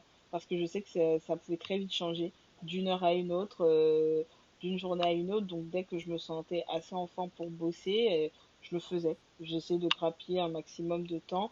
On court derrière le temps, clairement. On court derrière l'énergie. Je prenais du Cariban pour les Mhm. nausées. Le problème, c'est que ça me mettait très KO à côté de Eh oui, ça. ça crève, ouais. Donc voilà, donc c'est pour ça que le premier trimestre qui correspondait à mon premier semestre à la fac, en fait, il était à perte. Mhm. J'ai vraiment rien pu faire entre les nausées, le cariban, la fatigue. Je me Mhm. suis laissée comme ça et je me suis surtout rappelé que le plus important, c'était le bébé et moi. Une année Mhm. redoublée, c'est pas très grave, mais un bébé qui, qui subit beaucoup de stress, même tout moi, ou que je finisse par le perdre, des choses là, ce serait beaucoup plus grave. Mhm. Donc voilà. Et Et, et du coup, sur ce parcours universitaire, tu avais des amis à toi ou des personnes, des collègues de fac qui étaient au courant de ton histoire, avec qui tu as pu en parler ou tu étais plutôt isolée? non, j'ai pu en parler puisque quand j'arrive en deuxième année, on nous présente ce qu'on appelle les passerelliens. Donc, ce sont Oui. des personnes qui ont fait un bac plus 5, qui ont peut-être même travaillé entre-temps et qui ont repris des études de médecine, qui arrivent soit en deuxième et troisième année. Donc, on s'appelait les vieux parce que même si Mm. j'avais pas fait la passerelle, on était plus âgés que la moyenne des étudiants. Donc, finalement, on s'est retrouvés autour de ça. On partageait un peu nos mêmes galères parce qu'il y en a qui travaillaient, même s'ils n'avaient pas d'enfants pour la plupart. Ben, on retrouvait nos galères. Il y en a qui jonglaient avec un travail à temps plein des fois. Est-ce que je crois que ça se reconnecte? Tu m'entends? Ouais, ouais. Ah, Ok, bon, c'est reconnecting. parfait. Ouais, c'est bon. Ouais, aussi. La Ok. caméra, ouais. Euh, et C'est donc, bon. on se retrouvait dessus et c'était vraiment un plaisir. Donc, j'expliquais mon histoire. Quand je suis tombée enceinte, le fait que je le vive tellement mal, je voulais en parler à personne. Parce que même moi, j'aurais pas, au moment où je me retrouvais dans la détresse psychique dans laquelle j'étais, je ne pourrais même pas justifier mon choix de porter ce bébé. Je voulais pas qu'on pense que je regrette non plus. Mais voilà. Et quand ça a commencé à aller mieux, je le portais fièrement en disant que c'était un choix tout à fait réfléchi, au calcul près, au jour près. C'est vrai que j'aurais jamais pensé que ça aurait été aussi difficile. Ça l'a été. Mais au final, je le regrette pas. Vous en voulez un quatrième? Non, Non, non. le rideau est Mm. fermé. Et vraiment. Ah non, vraiment. Entre Luna et Isaac, qui sont nos deux tourbillons dans la maison, le dernier surtout, lui, la première année, il était très malade. Enfin, on n'a pas arrêté de faire des allers-retours à l'hôpital parce qu'il était asthmatique. Enfin, il est asthmatique. Et donc, souvent, je dis, il se rattrape de toute cette année où il n'a pas pu montrer sa vraie personnalité. Et Mm. là, il la montre en double. Et on me disait que les filles et les garçons, c'était pas pareil. Moi, je me dis, oh, un enfant, c'est un enfant. Et c'est vrai qu'après avoir eu deux filles, avoir un garçon, c'est pas le même, c'est pas même demande d'énergie, hein. Ah Il ouais? bouge vraiment partout, partout, partout. Et je m'y attendais pas. Non, je m'y attendais pas à ce point. C'est fou, mais mes filles, par exemple, elles ont jamais sauté dans une flaque d'eau. C'est peut-être bête, mais une flaque d'eau, elle passait à côté. Je me suis dit, faire attention. Alors lui, s'il n'a pas sauté des deux pieds dedans, qu'il n'en a pas mis partout, il se sent pas bien. Et je trouve La ça journée n'est vraiment. pas bonne, ouais. Voilà, c'est ça, exactement. Donc, non, on se sent vraiment au complet. On dit, il y en a trois, ça rentre pile poil dans la voiture, donc nickel. Tu es interne actuellement ou pas encore? Non, pas encore, je suis encore externe. Mais tu Mais ça travailles à passe. l'hôpital. Oui, voilà. Je travaille à l'hôpital en alternance entre guillemets. On fait, Mhm. on alterne entre 6 semaines de cours, 6 semaines de travail à l'hôpital. Quand tu es Mhm. interne, tu es en full hôpital. Donc là, tu as un salaire un peu plus correct parce que là, en tant que externe, on est payé 220 euros. Ah ouais. Mais tu Ouais, fais pas et de garde par contre. si, Ah. on a commencé les gardes de 24 heures et ça Et aussi, là, c'est. t'as des primes, t'as quelque chose quand tu fais une garde ou pas? Non, on est payé 46 euros. Donc, en fait, tu as un salaire, mais tu n'as rien, quoi. Tu n'as Non. pas grand-chose. Quand on a voulu acheter, il y a certaines banques qui nous ont dit, même si vous avez effectivement un salaire de 380 €, on considère que c'est zéro, quoi. Alors, est-ce que tu as eu des facilités? Donc, vous avez emprunté pour acheter votre résidence principale? Oui, c'est ça, Du coup, ça a été que sur les revenus de ton mari? totalement. Non, la banque qui nous a prêté, donc c'est notre banque actuelle qui est Boursorama, eux, ils ont quand même pris en compte mon salaire de 380 €. Donc oui, Mais mais ils il en prennent a en d'autres compte qui aussi prennent le pas. fait que tu vas être médecin, non? Je crois que c'est un peu plus. Non, c'est quand vous êtes interne, ça, peut-être. Exactement, Je quand crois on que est quand on est interne, là, interne, ouais. ouais, c'est ça. Là, ils savent que dans quelques années, c'est bon, on va faire médecine. Il y a des conseillers qui m'ont dit, mais ça se trouve, vous allez abandonner, donc vous n'allez pas finalement être médecin. Donc non, pour nous, ça veut rien dire. Externe, c'est vraiment très très précaire.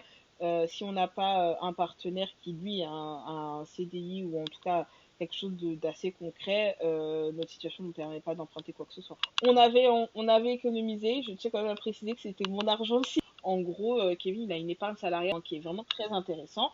Donc, à l'année, on mettait 2 000 € dessus et eux, ils nous donnaient 2 000 €. Après, bah, ça fluctuait en fonction de, je crois, du prix de l'action. Voilà. Donc, voilà. Je crois en janvier, non, je crois, l'année précédente, si on avait emprunté l'année juste avant, on avait 20 000 €, d'accord? Et quand on emprunte cette année, on n'a que 18 000. Donc, c'est déjà pas mal. Et donc, on faisait en sorte d'économiser, mais comme notre situation est quand même au niveau budget assez serré, on économisait ses primes. Donc, quand il avait une prime, généralement, on la coupait en deux. On disait, bah, ça, c'est pour nous, pour se faire un peu plaisir. Et ça part directement sur l'épargne salariale. Donc, c'est comme ça qu'en 5 ans, parce qu'on a commencé à économiser, j'étais enceinte de Luna. C'était l'année 2000. Non, je venais d'accoucher, pardon. Je venais d'accoucher de Luna. Donc, on a commencé à économiser en 2020 et on a pu acheter en 2025. Tu culpabilises parfois par rapport à tes enfants? J'aurais voulu faire différemment, mais peut-être mais je sais pas comment j'aurais pu faire.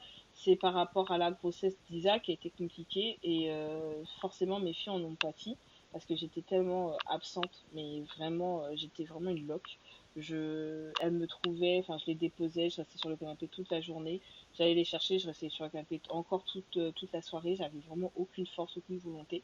Donc je sais que c'était pas forcément l'image que j'aurais voulu renvoyer. Je voulais pas, je pense qu'elles ont dû penser aussi que bah, le bébé que je portais était plus important qu'elle. Donc c'est des choses que j'aurais voulu faire autrement.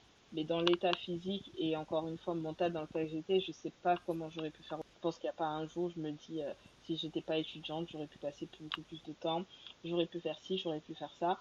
Et ça me donne envie, d'autant plus de finir vite mes études pour pouvoir profiter pleinement avec elles, même si je suis pas dans l'optique, on verra après. Je me dis que c'est maintenant qu'elles ont leur enfance, c'est maintenant que ça se passe, donc j'essaie quand même de dégager des créneaux, du temps, de partir en vacances, de faire des week-ends, de faire des soirées cinéma, des petites sorties comme ça pour qu'elles gardent quand même de beaux souvenirs de leur enfance, qu'elle n'ait pas que l'image d'une maman qui révisait sur son bureau. Maman elle nous faisait des crêpes, des gâteaux, maman voilà, elle était assez présente. En tout cas, elle a fait le maximum. Je pense que c'est ce que je voudrais qu'elle retienne, c'est que j'aurais fait le maximum. Tu arrives à prendre un petit peu de temps pour toi? Oui, d'ailleurs, c'est même primordial. Sinon, j'aurais pas pu. Et donc, oui, j'arrive à prendre généralement bah, les journées quand je dépose les enfants. Après, j'ai toute la journée devant moi.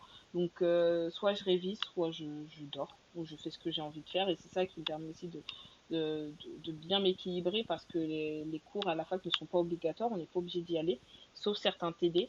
Donc, en dehors de ça, les journées devant moi, c'est vraiment comme je le sens. Donc, si un jour je sens que je suis fatiguée, que j'ai envie de vraiment rien faire, je ne toucherai pas une assiette, quoi. Ok. Et tu bosses la journée ou des fois tu réouvres ton ordinateur quand les petites elles dorment? Comment tu fais journée de révision, grosse révision avant examen? Comment tu t'organises avec tes enfants? Ok, bah avant examen, c'est vraiment totalement différent. Donc avant examen, je dépose les enfants, je vais rentrer, je vais bosser, je vais manger, je vais encore bosser. Après, je vais aller les chercher. Je vais m'occuper des enfants. On va faire le repas. Kevin va s'occuper des bains et de sortir les habits pour le lendemain. On va manger tous ensemble. Après, généralement, comme ils ont école le lendemain, les enfants, eux, ici, sont couchés au plus tard à 20h30, 21h. 21h, c'est vraiment un gros, gros max. On essaie de les coucher entre 20h et 20h30 pour qu'elles aient des bonnes grosses nuits, pour pas être fatiguées le matin, pour aller à l'école. Donc, quand elles sont couchées au plus tard à 21h, moi, ma soirée commence. Donc, je vais réviser des fois jusqu'à à peu près minuit. Mhm. Minuit, 1h. 2 heures des fois. Mais si je révise après minuit, ça veut dire que dans la journée qui va arriver, il faudra que je fasse une sieste pour récupérer. Oui. Parce que quand je vais dormir à 2 heures du matin, je vais quand même devoir me réveiller à 7 heures pour les déposer à l'école. Donc moi, si j'ai Hmm. pas au moins 8 heures de sommeil, c'est vrai que c'est compliqué. Et donc, généralement, le minimum, c'est vraiment 6 heures. Un peu moins, c'est compliqué. Ok, super, belle organisation. Ouais, merci beaucoup. Une organisation millimétrée. Vraiment. Il te, ah ouais. Il te reste combien de temps là d'études encore? Alors, du coup, il va me rester la cinquième, la sixième, septième, cinquième, sixième, et après 4 ans. 6 ans. Mais à partir du moment où tu es interne, tu as quand même déjà un salaire convenable et tu es médecin. Même si tu n'es pas docteur, tu es quand même médecin. Donc à ce moment-là, tu peux déjà faire les prescriptions, les ordonnances, les arrêts. Donc déjà, Oui, c'est déjà une nouvelle. Déjà dans 2 ans, ça va être une nouvelle ère. c'est ça. J'attends Hmm. déjà T'as cette hâte? nouvelle ère. Ouais, j'ai hâte. Parce que tu as aussi les congés, tu as aussi les 5 semaines. Donc même avec les enfants, pour partir en vacances, tu plus rien à réviser aussi. Donc ça change la vie. Hmm. C'est vraiment, tu es dans autre chose. C'est ça, à part au moment où je vais devoir faire la thèse, mais entre-temps, il y aura le moment où je pourrais vraiment souffler, profiter, faire les vacances, les week-ends avec les enfants. Il y a beaucoup de week-ends, je peux pas sortir ou faire ce que j'ai envie parce que je dois bosser. Donc là, ce Hmm. sera autre chose. Qu'est-ce que tu dirais à tes enfants? Qu'est-ce que tu aimerais leur dire si un jour elles écoutent ce podcast? Bah déjà, la première chose, c'est que je les aime énormément. Je les aime énormément, qu'ils ont été et qui sont ma force dans cette vie-là. C'est en pensant à eux que je me lève tous les matins et que je me bats pour réaliser mon plus grand rêve.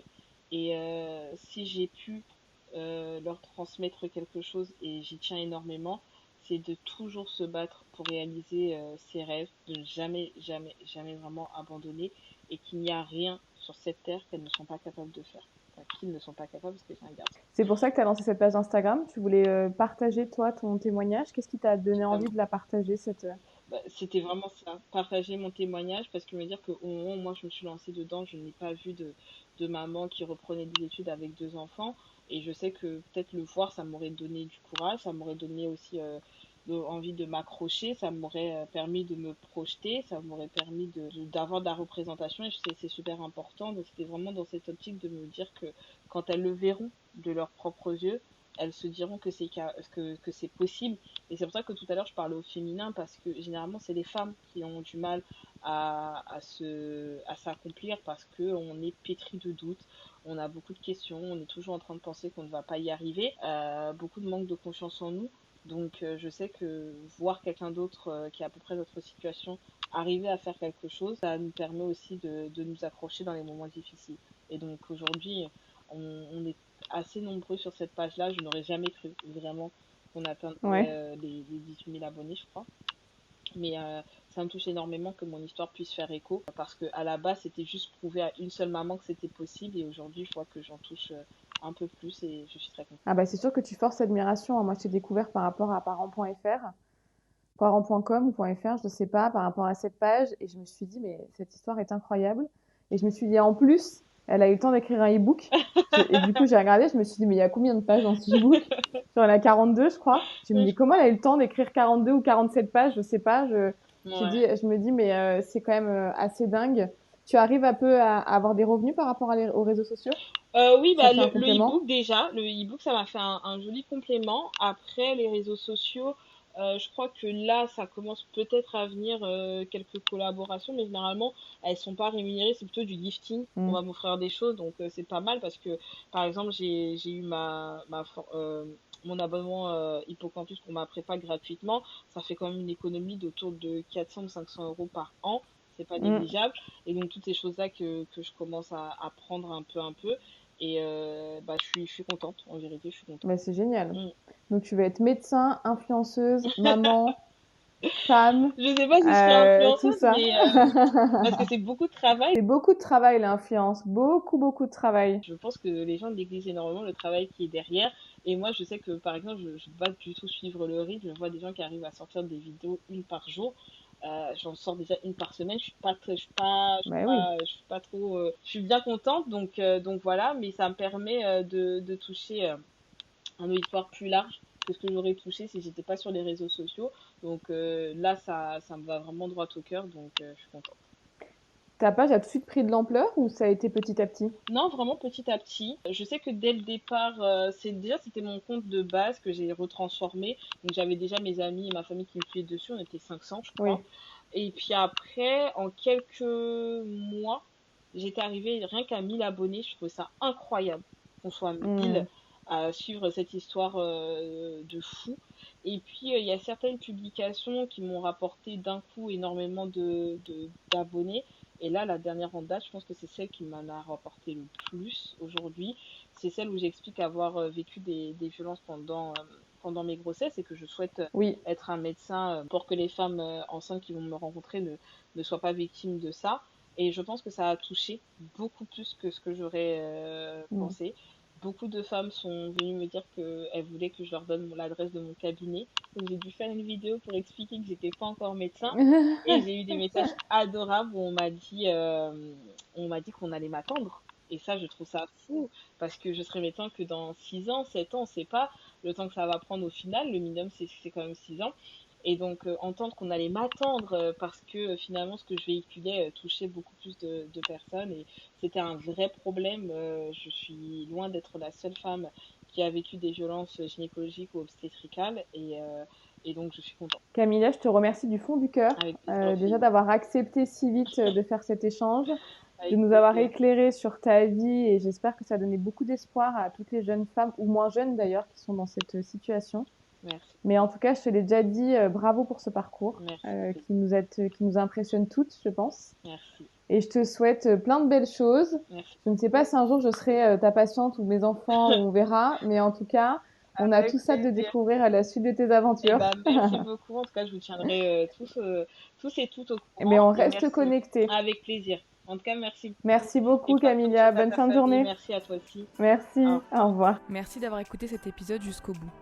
Si ça vous a plu, n'hésitez pas à vous abonner au podcast pour ne rien rater des prochains épisodes. Vous pouvez aussi nous laisser un petit like, un commentaire ou une note sur votre plateforme d'écoute préférée. Vous le savez, cela m'aide énormément à faire connaître ce podcast et donc à le faire grandir. Vous pouvez également interagir avec moi sur les différents réseaux sociaux où je me ferai un plaisir de vous répondre. Merci encore pour votre soutien et à très vite pour un nouvel épisode. D'ici là, prenez soin de vous, je vous embrasse.